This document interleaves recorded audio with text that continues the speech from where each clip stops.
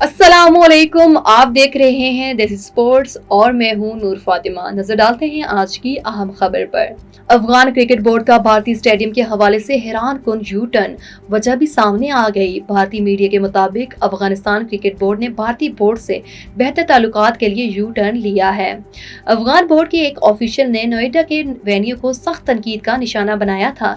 ताहम अब Afghan cricket board के वेन्यू के हवाले से दो मुतज़ाद बयानात सामने आए हैं, जिसमें मुस्तकबिल में नोएडा के इंतखाबात को मुस्तरद करने को गलत करार दिया और भारतीय बोर्ड के दो वेन्यूज के इनकार के इल्जामात भी वापस ले लिए।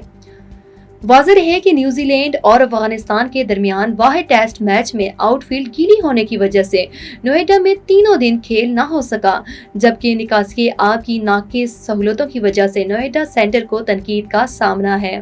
देसी स्पोर्ट्स से फिलवक्त इतना ही। मज़ीद मालूमात के लिए देखते रहें DTVNN, देसी टीवी USA और हमारा OTT प्लेटफॉर्म DTV Flix, जहां आपको 3000 से ज़ायद चैनल्स देखने को मिल सकते हैं।